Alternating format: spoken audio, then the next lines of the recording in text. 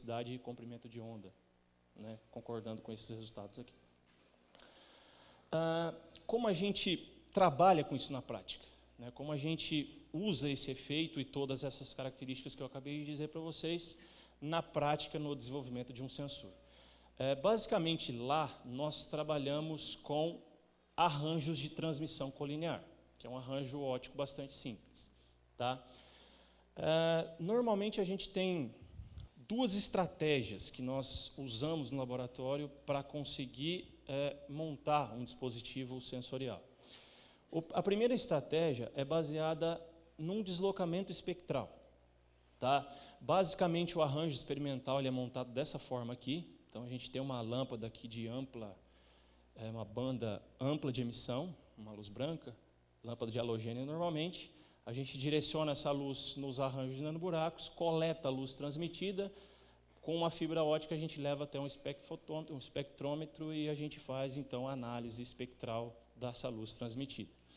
Qual que é a ideia? Como que a gente consegue monitorar a presença de uma possível biomolécula aqui na superfície do material? A gente faz o seguinte, no momento em que, né, normalmente a gente modifica então a superfície do material com um elemento de reconhecimento molecular, no momento em que esse elemento se liga ao seu correspondente, a gente tem uma mudança do índice de refração nessa região em relação à situação anterior, e essa mudança de índice de refração afeta o plasma de uma maneira que a gente observa um deslocamento para o vermelho da banda. Tá? Então, a gente consegue ver ou não a presença desse correspondente se ligando à superfície e analisando o deslocamento espectral. Tá? A gente já tem alguns trabalhos direcionados nessa área, né? Então, a gente trabalhou com esse tipo de transdução, baseando-se em deslocamento espectral. Nesse trabalho aqui, a gente estudou também um pouco de performance do sensor, então a gente variou a periodicidade e verificou como que a periodicidade influenciava na sensibilidade do sensor. Então a gente viu aqui que conforme aumentava a sensibilidade, aumentava a periodicidade, aumentava a sensibilidade, isso concordou com os dados simulados, né, com os dados teóricos, e a gente pegou a situação ótima aqui e fez a detecção de streptavidina usando o esquema biotina-streptavidina, que, de certa forma, mimetiza aí um reconhecimento do tipo anticorpo e antígeno, tá? Tendo em vista que essas duas moléculas têm uma afinidade bastante grande. Tá? Então, a gente mostrou que é possível fazer isso. Tá? Um outro enfoque que a gente também já conseguiu, aqui já usando microfluidos, então, assim, a gente ainda está meio que engateando nessa área de microfluidos, a gente está tentando incorporar, a gente tem, obviamente, muitos problemas, então, na verdade, uma das motivações da gente ter vindo aqui nesse workshop foi tentar aprender um pouco mais e tentar resolver um pouco dos nossos problemas lá. Então, a gente já conseguiu alguns resultados práticos, então, a gente tinha um arranjo de nanoburaco aqui, a gente trabalhou com um sistema de transmissão e trabalhou com a transdução do tipo variação espectral, deslocamento espectral. Tá, a gente, através desse sistema microfluídico aqui, com uma entrada e uma saída, né, esse canal ele levava soluções exatamente em cima do nosso arranjo aqui, do arranjo de nanoburaco que estava no meio de um substrato. A gente conseguiu determinar aqui o antígeno HR2, né, que é o antígeno relacionado com o câncer de mama, que a Cecília tratou na apresentação dela, na concentração, aí, numa concentração não tão baixa quanto a dela, mas numa concentração aí de 30 nanogramas por ml. Certo? Qual que é a ideia que a gente quer apresentar aqui? A gente, ao invés de analisar deslocamento espectral, o intuito do trabalho que eu vou mostrar aqui é analisar medidas de intensidade de luz transmitida pelo buraco, não analisar deslocamento da banda espectral de transmissão. O sistema é bem parecido, o arranjo experimental é bem parecido. Tá? Ao invés de eu ter um espectrofotômetro aqui, um espectrômetro aqui, eu tenho uma câmera CCD. Tá? Então, a gente tira fotos da luz transmitida por esses arranjos e, a partir dessas imagens, nós convertemos em intensidade de transmissão e fazemos essas análises a partir dessas essas imagens de transmissão. A ideia é basicamente a mesma. A diferença é que aqui a gente usa um laser e não uma lâmpada branca, né, uma luz branca. Então, no momento em que há o reconhecimento aqui do antígeno de interesse, a banda tem um deslocamento para o vermelho, só que se a gente está operando num comprimento de onda fixado, vocês percebam o seguinte: depois que há o deslocamento da banda, a intensidade num único comprimento de onda, ela vai diminuindo conforme as etapas de modificação vão sendo feitas na superfície. Então é possível trabalhar não com o deslocamento da espectral, sim do deslocamento, do abaixamento da intensidade de luz transmitida. Então, os objetivos foram obter esse sistema de microfluidos, conjugar o sistema de microfluidos com os arranjos contendo os nanoburacos e testar a sensibilidade. Tá? Com relação à fabricação dos arranjos de nanoburacos, a gente usou substratos de vidro contendo um filme de ouro de 100 nanômetros. Por FIB, a gente conseguiu, né, foi obtido, na verdade, esses arranjos de nanoburacos. Nosso substrato tinha 4 arranjos de nanoburacos com parâmetros geométricos idênticos. A fabricação do sistema de microfluidos foi feito de maneira tradicional, imagino, da qual a gente fez um filme de um fotoresist. Por fotolitografia, a gente usou uma máscara contendo o design adequado dos nossos canais. Esse design foi fotogravado, então, nesse filme fotossensível. E a gente obteve aqui um molde, e esse molde, a forma desse molde, a gente transferiu por PDMS para um PDMS a partir de termocura. Então, aqui a gente tem uma imagem dessa peça de PDMS com os canais obtidos aqui na superfície do PDMS. Esse PDMS a gente alinhou exatamente com os arranjos. Então, esse era o substrato de vidro onde foram construídos os arranjos nanoburacos. Os arranjos eles estão numa região bem pequena no meio desse substrato. Então, a gente, com a ajuda do microscópio, a gente alinhou esses canais para eles passarem exatamente em cima dos arranjos. Depois, a gente conectou esse sistema aqui numa bomba de seringa, né, para fazer o fluxo de solução por esses canais, e essas soluções, então, passavam exatamente em cima dos nossos arranjos. As medidas aqui, como eu disse, a gente trabalhou aqui com medidas de variação de intensidade.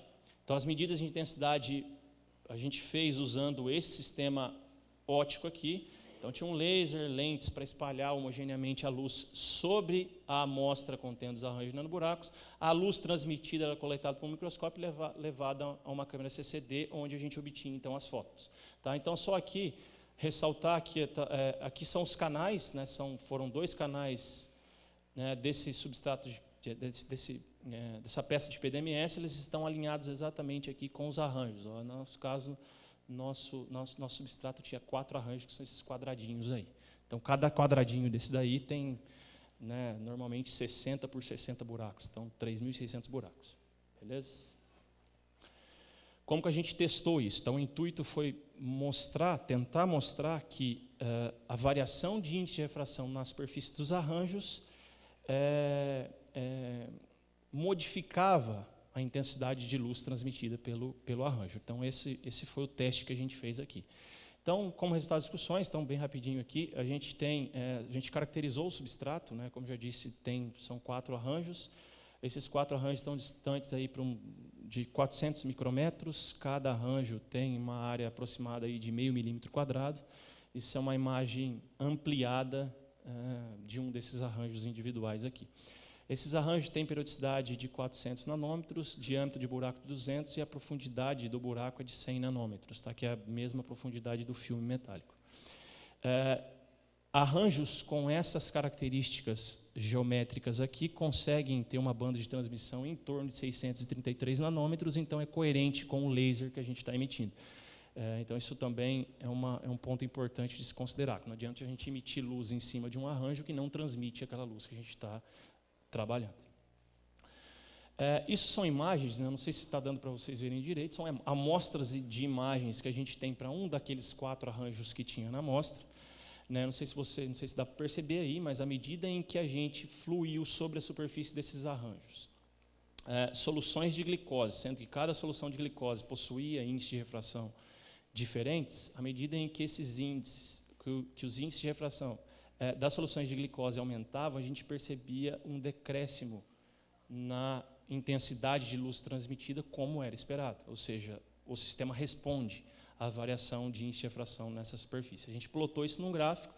A inclinação desse gráfico, a gente consegue a sensibilidade, que foi uma sensibilidade considerada alta. A gente teve uma resposta bastante grande em função da variação de índice de refração na superfície. Tá? Inclusive, teve também um bom ajuste linear na resposta. Como conclusões, então a gente conseguiu aí montar esse sistema microfluídico para fazer análise de intensidade, não deslocamento espectral. A gente, em média, obteve uma sensibilidade aí de 4.146 unidades de intensidade por unidade de índice de refração. Isso indica que o dispositivo tem um grande potencial aí para ser empregado em bioanálise. Como trabalhos futuros, a gente está tentando bolar um sistema de diluição justamente para construir uma curva de calibração, que é algo bastante trivial quando a gente está falando de outros sensores, mas no caso do nosso sensor, isso dá um trabalho um pouco grande na arquitetura do sistema microfluídico e também na arquitetura do substrato em si. Tá? Então, é nisso que a gente está trabalhando aí para o futuro. Então, agradecimentos ao TFPR, que é a minha agência, minha universidade sede hoje em dia, ao UEM, o laboratório onde foram feitas essas análises, ao professor Alexandre Brolo, da Universidade de Vitória, tá, no Canadá. Ele é quem doou esses substratos contendo esses arranjos de nanoburacos, não foram feitos aqui, e as agências de fomento aí pelo financiamento da pesquisa. Tá, e é isso. Obrigado pela atenção.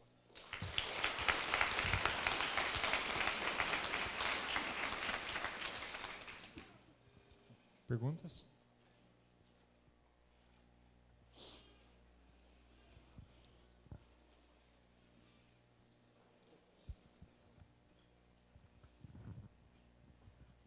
Primeiramente, parabéns pela apresentação, Johnny. Foi muito esclarecedor, toda a parte de explicação sobre como o mecanismo de detecção, né? A minha curiosidade é sobre a faixa de concentração que vocês conseguiram detectar de glicose. Na verdade, assim, a glicose a gente usa não para fazer uma detecção específica, né? O intuito de trabalhar com glicose poderia ser qualquer outra solução, mas o intuito é ter soluções com índice de refração diferente. Então, na verdade, assim, a glicose não está imobilizada na superfície, né, do metal. A gente usa a glicose para modificar o índice de refração do bulk, né, para a gente ter simplesmente uma mudança de índice de refração. Porque se a gente conseguir perceber variações de índice de refração na superfície do arranjo, isso indica que, possivelmente, quando eu tiver uma molécula ou uma monocamada de molécula na superfície, a gente também vai conseguir perceber ela. Foi mais no sentido de uma molécula sonda, no caso. Exato, né? Okay. Exatamente.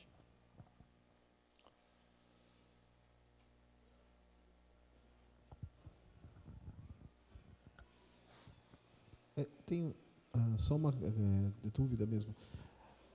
No caso, o efeito plasma ele não surge ali da distância entre os buracos e não pelos buracos? Por exemplo, na superfície entre um buraco e outro? Essa é uma dúvida. E outra coisa, o plasma não depende da constante dielétrica do meio onde está aquele contorno entre os buracos? Você não está tendo uma mudança também da constante dielétrica? E só para complementar, eu não entendi direito, porque quando você mostrou o espectro eletrônico, parecia que era um espectro de um nanorod.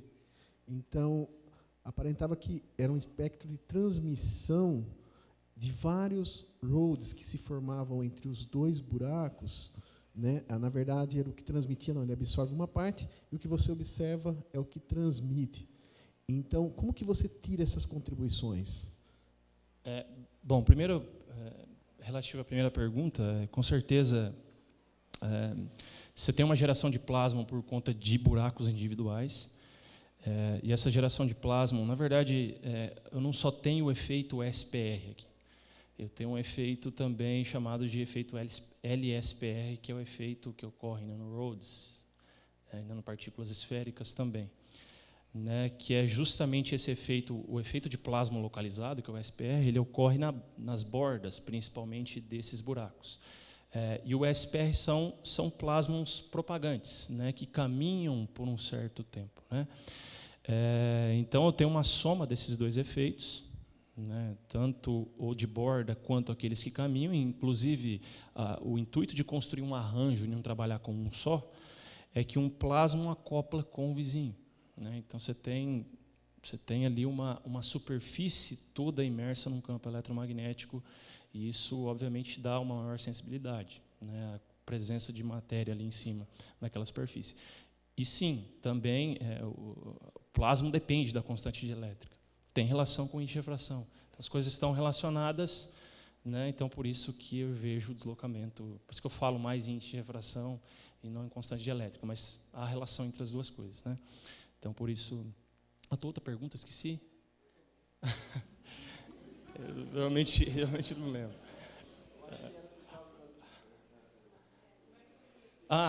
Que parecia de um nanoroads, né? Que na verdade só se parece mesmo, né? Porque se você olhar para essa equação aqui, deixa eu ver se eu consigo chegar nela rapidinho aqui. Toma muito tempo.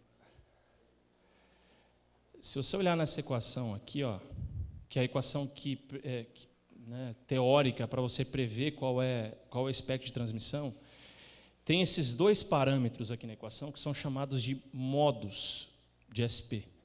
Né? Então, as duas bandas, não ocorre, pelo menos nessa parte do espectro, não ocorre para esse arranjo aqui, para o meu arranjo acontece. Eu vejo duas bandas na região do visível.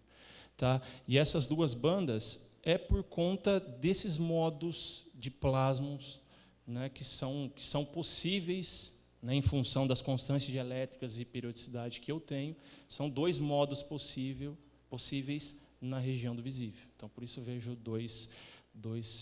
É uma coisa meio parecida com nanoroads, porque nanoroads é um plasmon longitudinal e um plasmon vertical, né, que também são dois modos de plasmon diferentes. Então, basicamente é isso.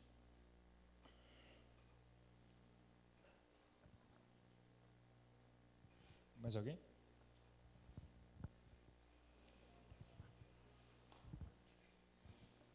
Parabéns, Johnny. Excelente apresentação. Gostei bastante do trabalho.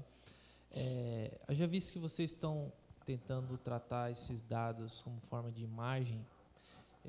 Só por curiosidade, saber se vocês estão pensando em fazer algo, por exemplo, criar diferentes nanoestruturas numa determinada região, de uma forma que você consiga, dependendo do tipo de molécula, macromoléculas, numa amostra mais complexa, você conseguir ter padrões que vão interagir com determinadas regiões dessas nanoestruturas que criem imagens diferentes. Na verdade, não pensamos nisso ainda, mas é uma ideia.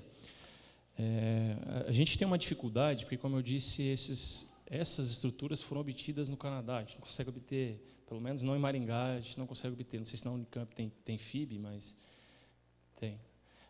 Então, lá a gente não consegue, né? Então, a gente é meio limitado por aquilo que vem. Né? Estão instalando na UEM lá agora um FIB. Então, isso vai permitir com que a gente consiga otimizar melhor, né, isso. Né? Trabalhar, talvez, com formas diferentes, para observar imagens diferentes. Né? Então, pode ser uma coisa para o futuro, mas no momento, realmente, a gente está limitado por conta disso. Não, bacana.